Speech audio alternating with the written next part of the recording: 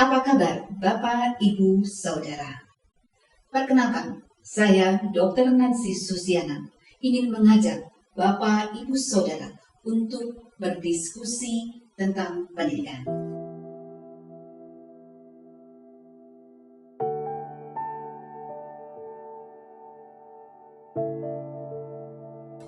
Sebagai praktisi pendidikan yang pernah mengajar di sekolah dasar, sekolah menengah, perguruan tinggi, baik jenjang S1 maupun S2, marilah kita berdiskusi tentang bagaimana mendesain suatu pembelajaran.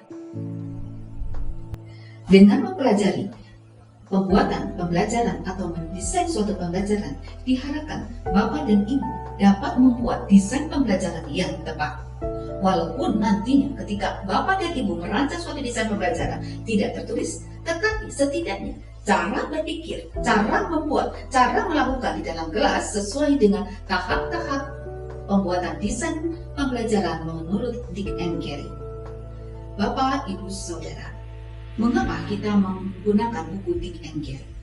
Kalau kita lihat di dalam buku Dick and Carey menggunakan pendekatan ilmiah, seluruh kegiatan, seluruh tahap-tahap yang ada di dalam desain pembelajaran Dick and Carey ini mengacu kepada metode ilmiah.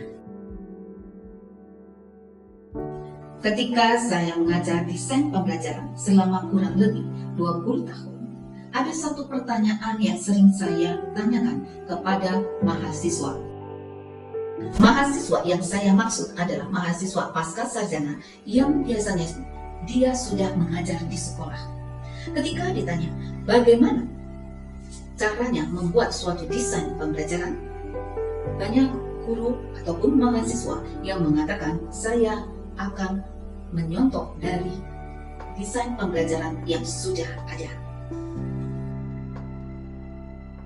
Ketika ditanya apa yang pertama harus dilakukan oleh Bapak dan Ibu ketika membuat suatu desain pembelajaran, ternyata yang paling sering diungkapkan oleh para praktisi pendidikan di mana saya mengajar adalah dia mencari buku yang akan digunakan siswa di dalam kelas.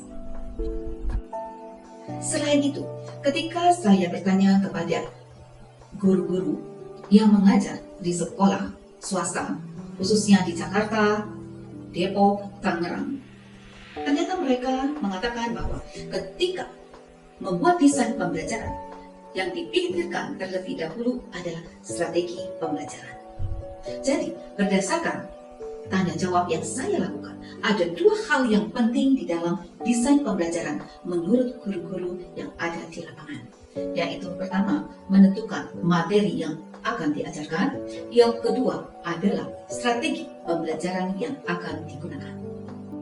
Bapak, Ibu, dan Saudara, ternyata cara berpikir mereka adalah cara berpikir berbasis konten. Padahal pada saat ini kita sudah tidak menggunakan cara berpikir berbasis konten, tetapi cara berpikir berbasis kompetensi. Artinya, ketika kita mulai merancang pembelajaran, kita harus tahu kompetensi apa yang harus dimiliki oleh siswa ketika selesai melakukan suatu pembelajaran. Kompetensi terdiri dari 3 hal, yaitu pengetahuan, keterampilan, dan sikap. Oleh karena itu, Bapak dan Ibu, pada saat kita membuat desain pembelajaran, ada 10 tahapan menurut Dick and Carey yang harus kita pikirkan, yang harus kita rancang agar dapat membuat suatu desain pembelajaran yang baik dan benar. Ada 10 tahapan dalam merancang pembelajaran. 1. Mengidentifikasi tujuan pembelajaran. 2. Melakukan analisis pembelajaran. 3. Melakukan analisis siswa dan konteksnya. 4. Menentukan indikator pembelajaran. 5. Mengembangkan instrumen penilaian. 6. Mengembangkan strategi pembelajaran. 7. Mengembangkan materi pembelajaran. 8. Mendesain evaluasi formatif. 9. Melakukan revisi. 10. Mendesain evaluasi sumatif. Bapak, Ibu, dan Saudara, pada video selanjutnya kita akan membahas secara mendalam 10 tahap atau 10 langkah dalam merancang suatu pembelajaran. Terima kasih atas perhatian Bapak, Ibu, Saudara. Sampai berjumpa di video selanjutnya.